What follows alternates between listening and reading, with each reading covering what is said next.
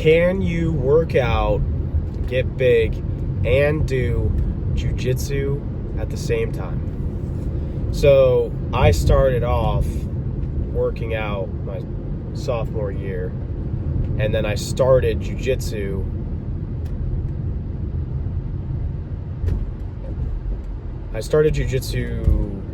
in the spring of my junior year of high school.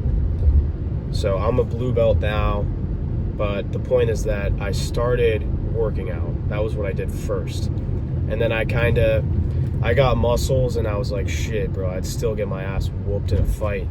So I want to start something. And UFC jiu-jitsu's gotten pretty popular. It's if the fight goes to the ground and the dude's good at jiu-jitsu, it's pretty threatening. That's the point of it.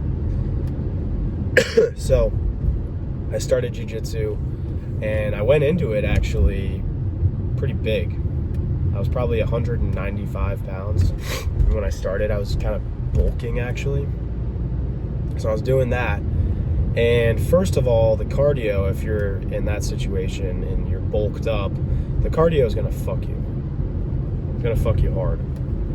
So get ready for that. That's good for you, though. But the point is that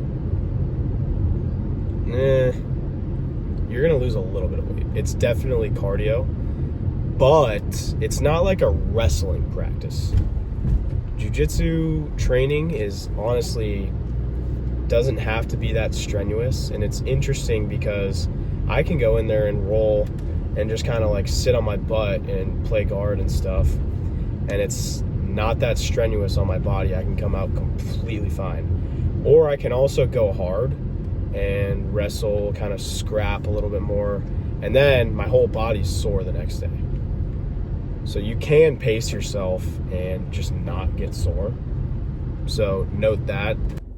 Yeah, sorry for that interruption, but you can do jiu-jitsu and just not really strain your body at all from it.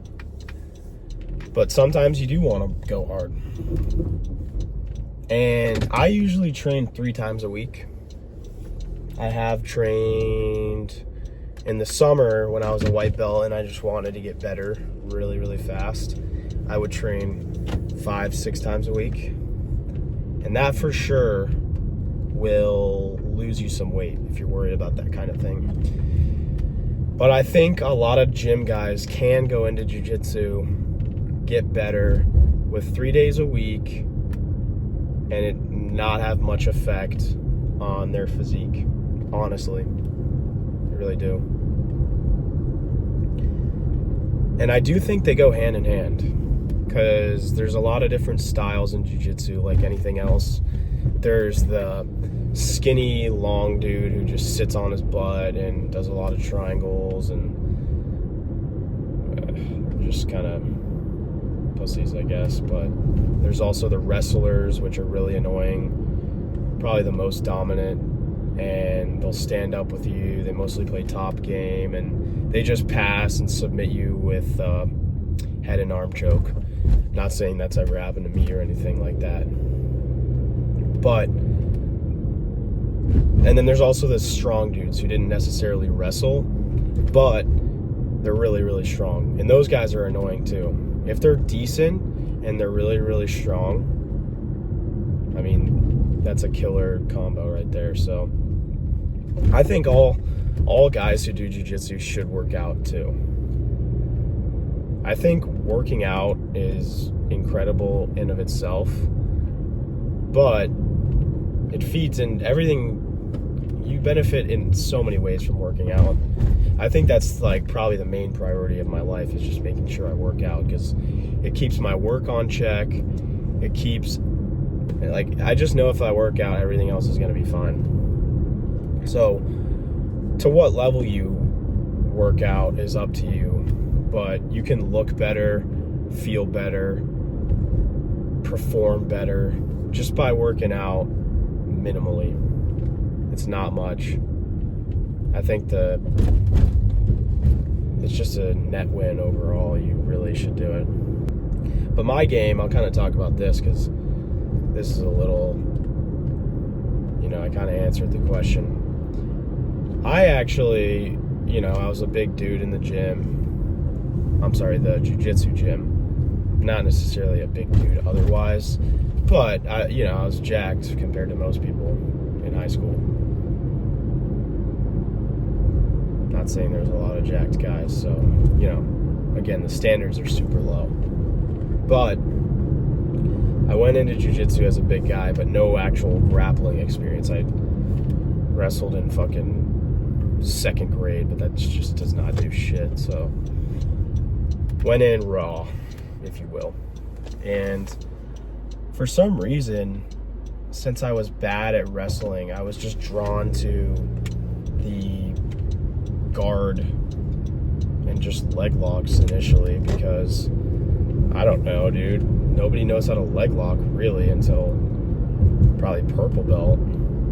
So I found that I could just kind of, pretty cheap, but you can leg lock people when they're a lot better than you, because most people don't know how to defend it. But then that gets boring. Like, bro, ankle locks are the most boring shit ever, so I wanted to move on from that. So after my ankle lock phase, and I did go deeper into the leg pull, was into K-guard for a while. I'm pretty decent at leg locks, honestly. I mean, if Tyler's watching this, he'll probably say I'm ass at leg locks, but I'm fucking good at leg locks, so. And then after leg locks, I kind of got into Kimuras, and I'm kind of still in the Kimura phase, but I'll probably always be in a Kimura phase because there's just always a Kimura. I kind of got addicted to the Kimura trap, and in my last competition, it kind of fucked me up because I just got to half guard and tried to Kimura trap every single time, and it did not work. I also got addicted to the Imanari roll, because again, that's another move that if you don't expect it, it fucking works, especially in the gym, not necessarily in competition. I found out the hard way with, I don't know, but it works in the gym really well. Generally, I could probably actually hit it 3 times out of 8 times.